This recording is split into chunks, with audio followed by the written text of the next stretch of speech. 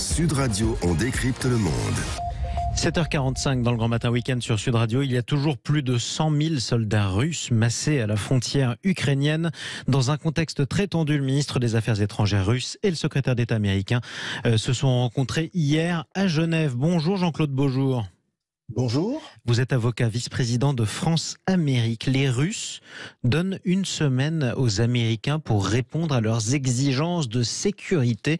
Ça veut dire quoi ?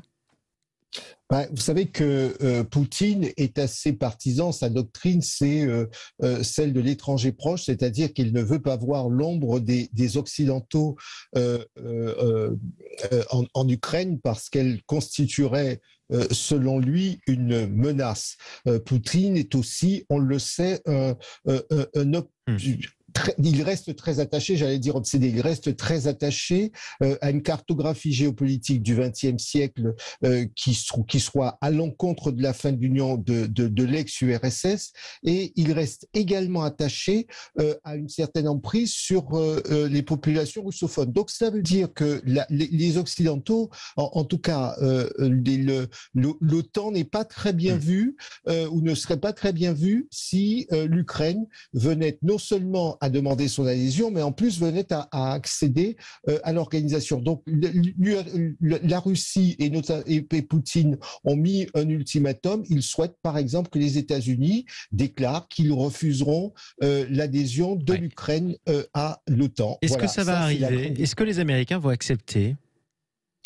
Et écoutez, les Américains font savoir qu'ils n'ont pas vocation à empêcher par nature à une organisation, à un pays, d'adhérer à l'organisation. Donc le débat est encore tendu. Les Russes ont indiqué que cette seule réponse permettrait de calmer le jeu. Les Américains, de leur côté, ne l'entendent pas de cette oreille. C'est la raison pour laquelle la nuit dernière, il y a 24 heures, le président Biden a indiqué que si la Russie il a parlé d'une incursion mineure, ça pourrait être aussi bien une cyberattaque ou de la présence des officiers militaires russes aux frontières ou passer les frontières. Eh bien, il estime que les États-Unis pourraient réagir, notamment par des mesures économiques, des sanctions économiques extrêmement sévères, beaucoup plus sévères qu'elles ne l'ont été en 2014. En d'autres termes, il pourrait y avoir des sanctions économiques si la Russie envahissait à nouveau l'Ukraine, ce qu'elle avait déjà fait il y a quelques années. Moi, c'est pas très rassurant quand on est ukrainien.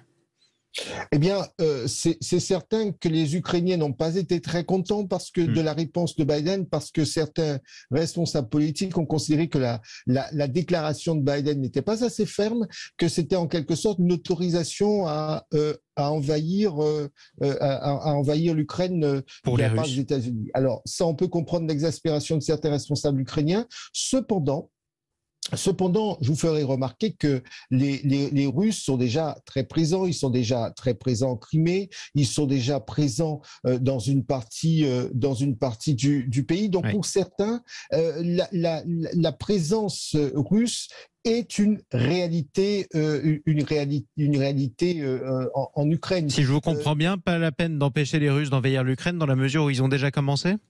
Alors, une chose est certaine, c'est que il n'y aura pas, on n'assistera pas à une guerre traditionnelle avec les Russes. À la fois, les Américains n'en ont pas les moyens, et puis on n'en est plus là dans la culture internationale, en tout cas dans la politique américaine aujourd'hui. En revanche, on pourrait imaginer tout au long des heures qui vont venir, parce que tout cela, on se donnera le week-end malgré tout pour réfléchir. On pourrait imaginer que les Américains risquent de continuer à mettre la pression économique sur la Russie, parce qu'en revanche, Poutine, nous semble-t-il, n'a pas besoin d'avoir une dégradation de la situation économique en Russie. Ça n'arrangerait pas ses affaires.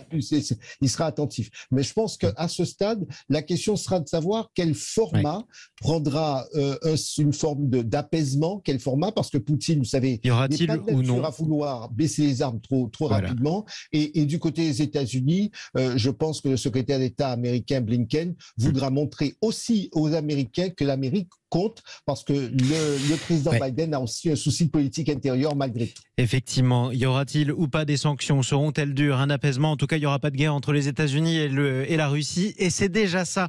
Merci beaucoup Jean-Claude Beaujour. Merci à vous pour votre invitation et bonne journée. Vice-président de l'association France-Amérique.